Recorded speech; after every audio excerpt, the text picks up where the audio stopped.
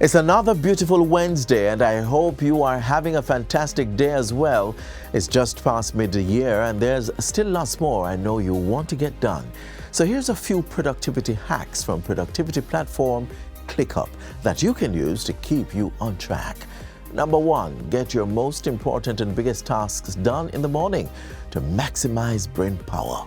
Number 2, take short movement breaks, such as a stretch break. And number 3, batch high focus and low focus tasks and avoid multitasking to optimize brain power, attention, and of course, focus. Now go get those goals and don't you give up. We have a lot coming up in the show. Stay with us.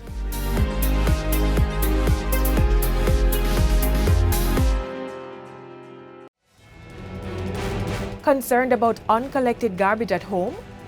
Do you see garbage piling up on the streets? Then report it. Use the National Solid Waste Management Authority's mobile app to report instances of littering, illegal dumping, and uncollected garbage. From anywhere and at any time, be an environment warden by informing the authority of unsightly solid waste. You will be notified when your report has been received by the NSWMA, as well as when the matter is resolved. Download the app from the iOS or Android app stores by typing in NSWMA. Play your part, as Jamaica's beauty is everybody's duty.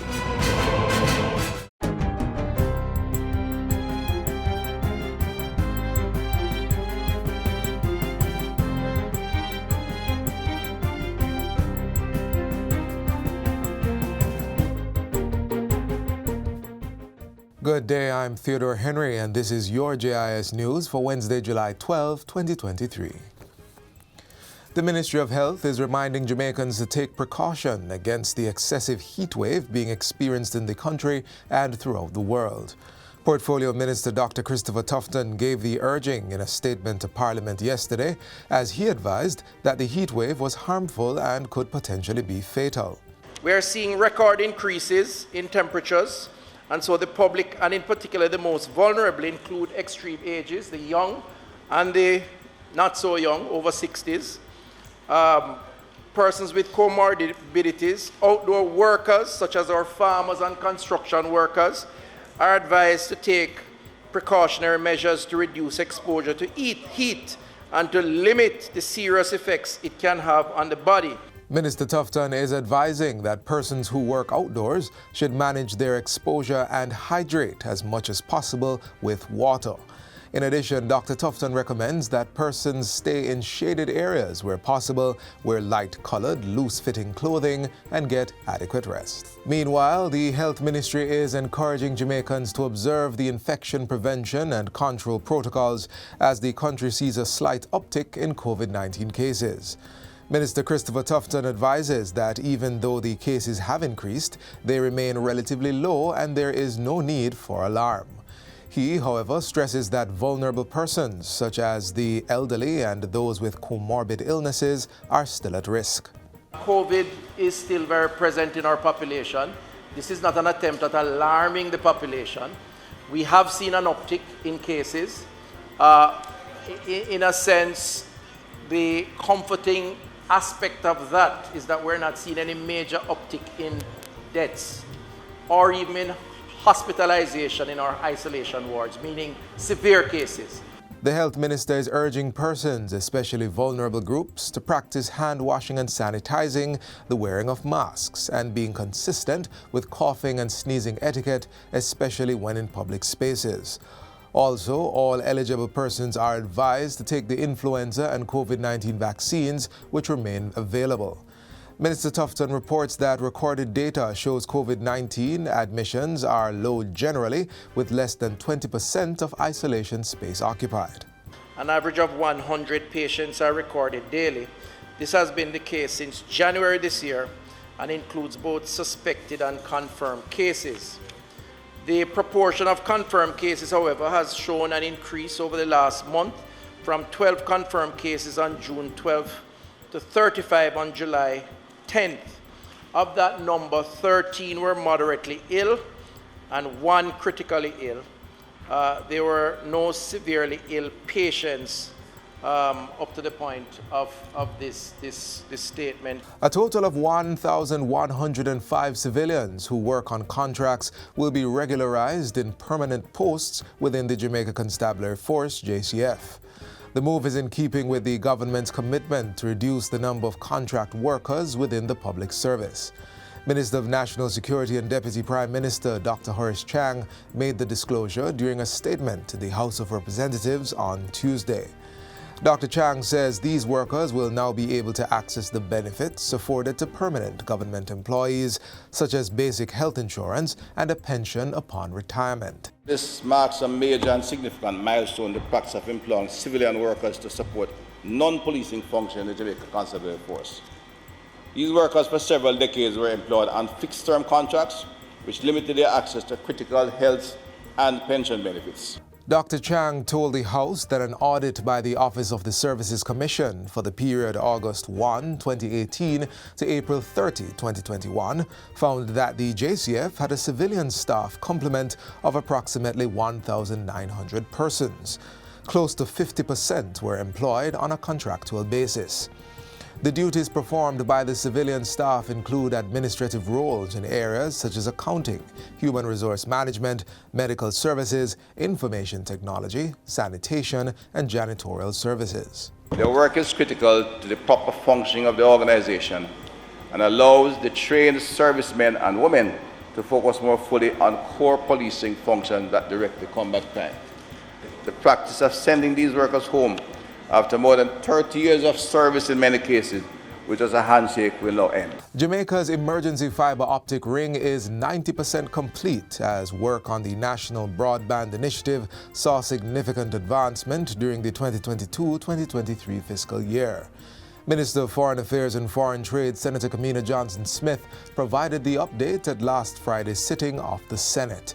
She said approximately 118 additional public educational institutions were connected via the fiber optic ring during the period. Those connections required the installation of over 1,100 kilometers of fiber optic cable at a cost of almost $1 billion, Mr. President. And this year, the National Broadband Initiative has been allocated approximately $1.2 billion more to connect another 102 schools across 6 parishes. Minister Johnson-Smith was speaking on the Public Procurement International Finance Cooperation Advisory Services National Broadband Network Project Order 2023. It was approved in the Senate on Friday. Meanwhile, Minister Smith adds that the government will be undertaking a massive upgrading of the microwave infrastructure to provide network resilience and redundancy. This will be to the tune of $565.5 million. Redundancy, when we speak about optics and fiber optics and internet, is about ensuring that we have sufficiency, that we have more, that we have an alternate route for data packs to run when one goes down. And finally, ground was broken recently for the second house to be built in Coley Mountain in northwest Manchester on the government's Indigent housing program. It's expected that within a month's time, Leroy Dwyer will have access to his new one-bedroom studio unit. Local Government Minister Desmond McKenzie says the construction is to cost $5.3 million. I have no doubt that the technical team in the municipality will ensure that the construction is done on time and within the budget. So the next time I come back, I'll be coming back to hand you the keys to your brand new one-bedroom studio apartment. Mr. McKenzie says 12 housing solutions are under construction in various parts of the island. And that's it for JIS News Today. I'm Theodore Henry. Thanks for watching.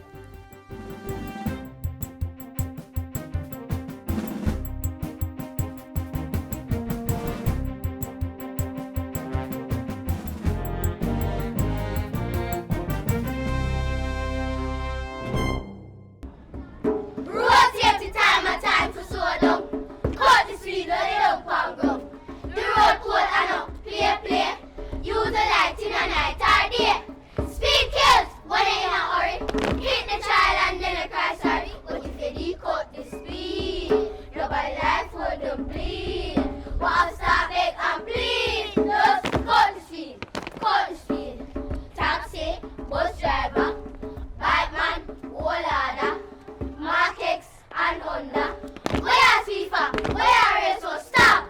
The sign it said, children crossing the speed on there. When they see a pedestrian crossing, just stop.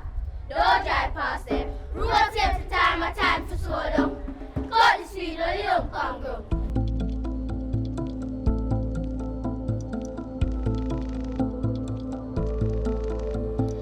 Motorists, please look out for us when we're crossing the road.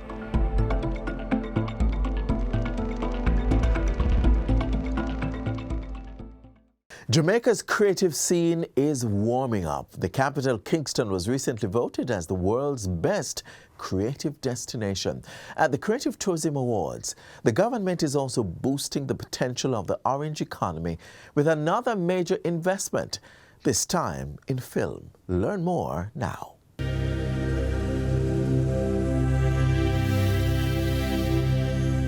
The lights are illuminating a new era in Jamaica's film industry. It's a financial pool that gives local filmmakers latitude to harness their full creative potential. Visual clarity for capturing authentic Jamaican culture experiences through the creative lenses.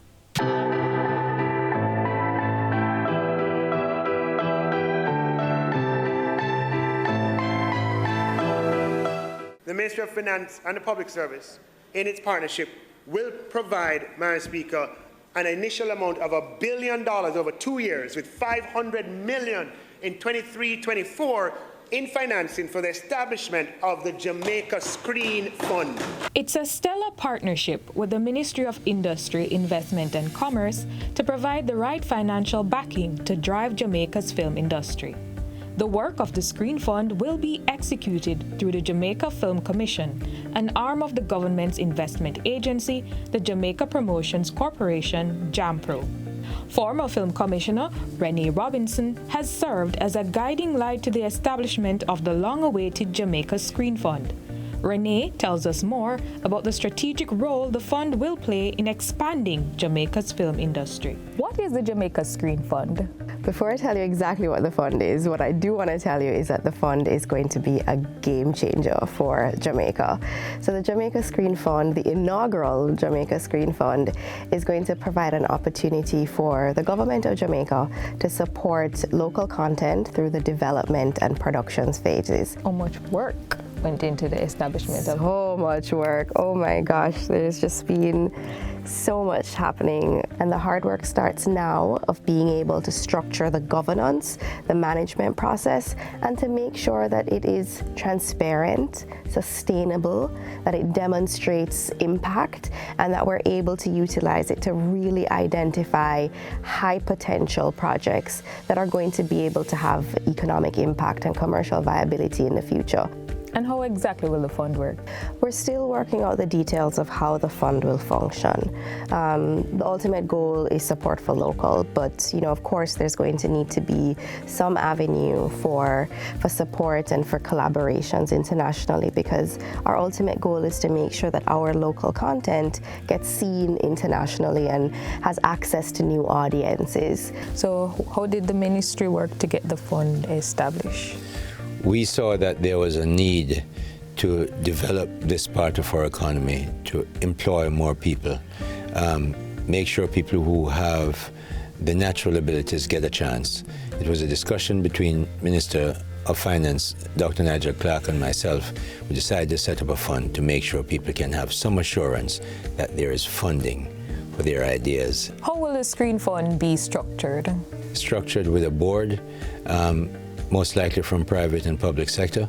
They're supposed to manage, rather govern the project, so that there's transparency, so there's accountability, and so that there's performance. You're going to see how much you spend, who you spend it on, what's the return, how many people you employed, how many artists were involved, how much information was passed on from the outside filming company to our local people, over what period of time do we get to begin and start and fund and deliver our own movies.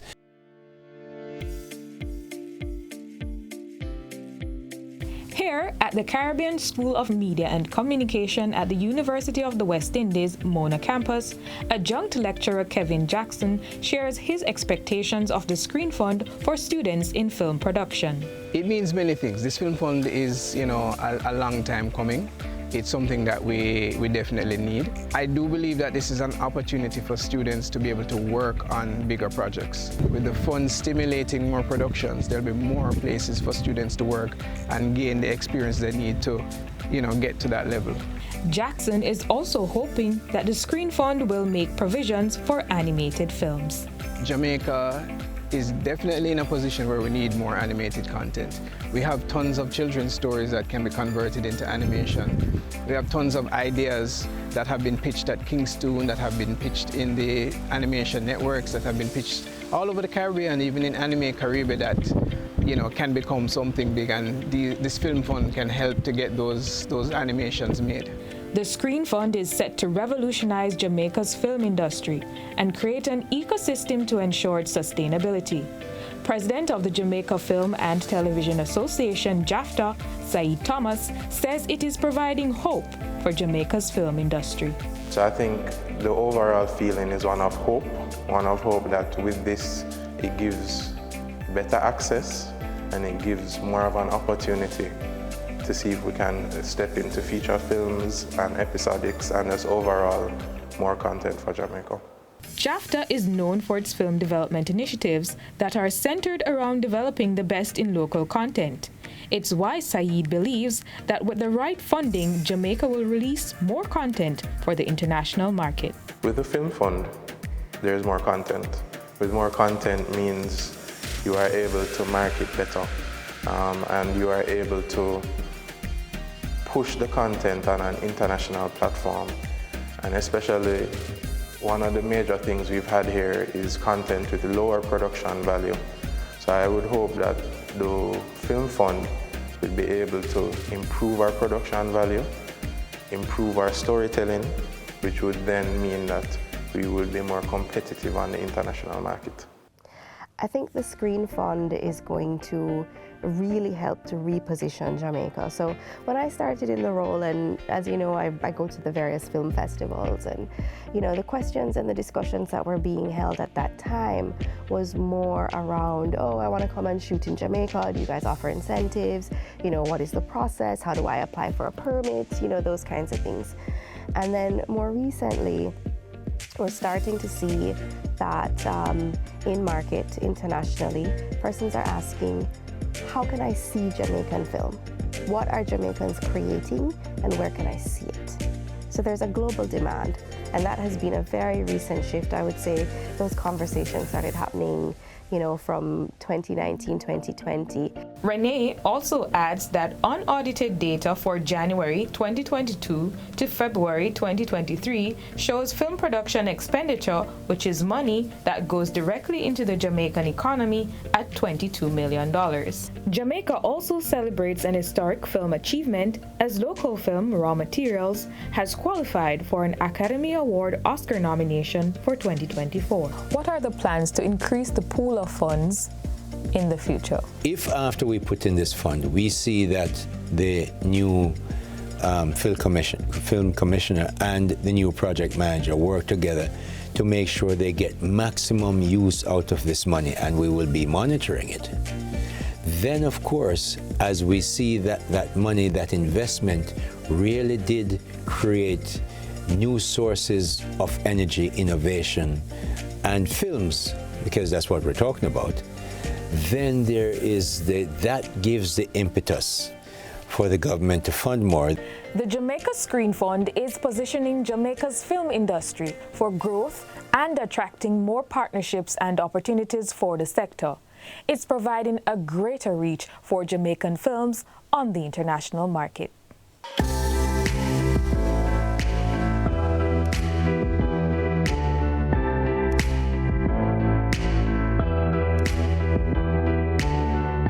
Everybody get ready.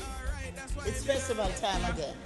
Jamaica, me yard, me yard, me yard, me yard. Oh, we dancing same way. People jumping same way. We are real. Among the finalists is the 7-time festival song winner, Eric Donaldson. Reggae, reggae, reggae, reggae, reggae, Jamaica. Now you know the best in the world is Jamaica. Brown and gold, black, green and gold. Junior Award winner, Escoliva. Feels like home. We need more. An artist named Hot Rod. More love on the land. 2 mentor groups. Well, look about what Talawa. This is Jamaica. Best food and rich culture. Jamaica, we born and grow. A visually impaired female singer called Princess Black. Where happy go, Mama J. I'm really excited by what I consider to be the flood of quality entries in the competition. Oh, happy Independence Day, a Jamaica Independence Day. Well, no better than we are. No matter how them tell you, them a live bigger than hell. No nicer than we are. No overseas, just sit down and a ball when. No better than we are. Are you considering putting up that next art piece on the wall of your own home? Well, you can turn your dream into reality by taking up the opportunities with the increased National Housing Trust NHT loan benefits. Check out this next feature to learn more.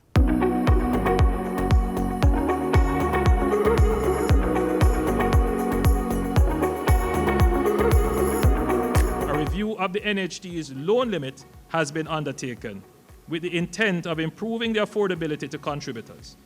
As a result, the loan limits will be increased to bring the maximum benefit in closer alignment with prevailing market conditions. Effective July 1, 2023, the general loan limit for a single applicant will be increased to $7.5 million. I feel that they might try to do something for poor people.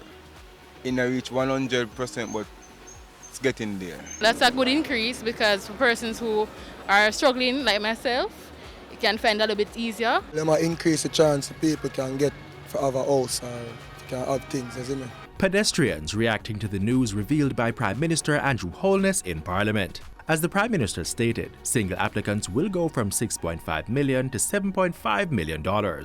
This means 2 people may access up to $15 million to purchase a home. It's up to $21 million when 3 family members pull their resources together. Home ownership is indeed a big deal, and all our loan offerings are geared towards assisting our contributors in becoming homeowners. And so we have mortgages under 2 broad categories: homeowners loan and non-homeowners loans. Under the non-homeowners loan, one can purchase a home on the open market, purchase land to build, or you may access funds to build on land you already own. So for the build on own land loan, you own the land, as the name suggests. You have a title for the property. Or you may not have a title for the property, but you have what is called undisputed ownership. You have documentation that shows that you are the right owner, you're the legal owner of the property. For the homeowner's loan, this is where an actual homeowner who has never received an NHT loan can borrow money to renovate their home. For those going the route of buying, bear in mind that once you have decided to purchase land or any property, you need to be pre-approved for a loan. To get a pre-approval letter, you'd be able to do so by supplying us with a job letter that verifies your income and contributions to the NHT. The TRN, you should have a TRN card, a NIS card, a government-issued ID, and your last 2 months' payslips. But if you're self-employed, then you would have to visit our compliance department and request what is called a mortgage memo.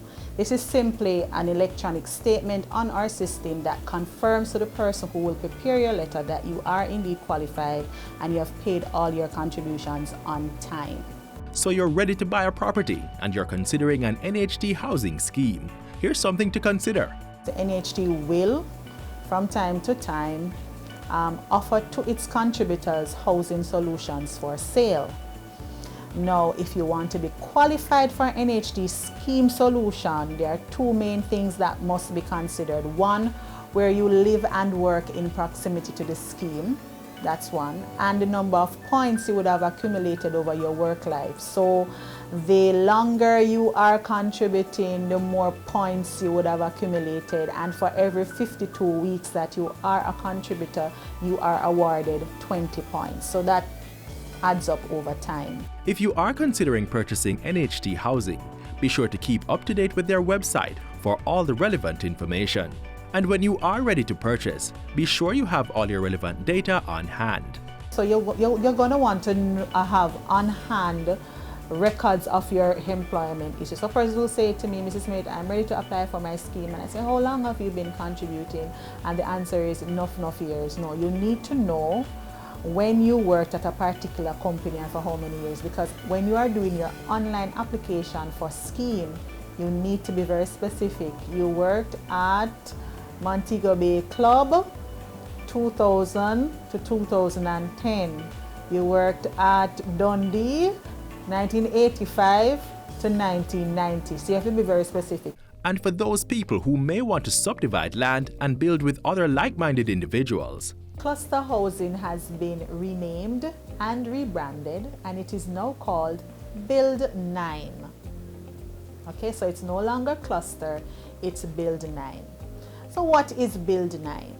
It is a facility where we allow groups of persons to acquire land, and the NHT will assist with subdivision of the land, splintering of the title, and installation of the infrastructure. the land must be subdivided into a minimum of 3 lots or a maximum of 9, hence the name Build 9. It's an opportunity for you to create your own community. So you build the community that you want, you design the community you want, you live with people that you can be happy with and comfortable with. Sounds good, right? Well, yeah, of course. Ready, sign me up. Not so fast. I want to go through some of the things that persons must bear in mind when they're ready to own a home, or they're going to buy land, or you are going to buy a home, or you're going to build on land that you already own.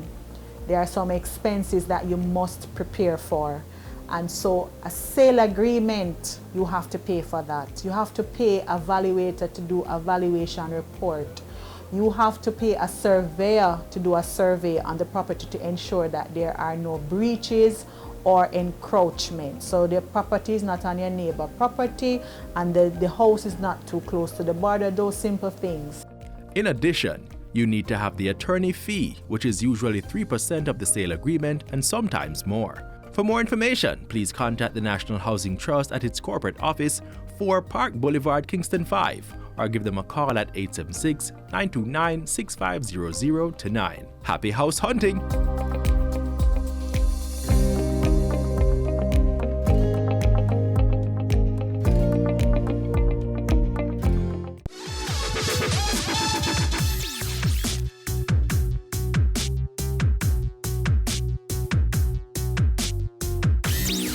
The reduction of the road fatalities will not be achievable without the help of each and every Jamaican. The Road Safety Unit and the Island Traffic Authority will continue to work with our stakeholders and partners in educating the public as we promote and foster an orderly and disciplined driving culture and traffic culture. Jamaica has made great strides in developing its road network and is a regional leader in taking the necessary steps to eradicate roadside hazards and other risk factors regarding road safety, especially for emerging economies. Jamaica can become the road safety capital of the Caribbean and Latin America.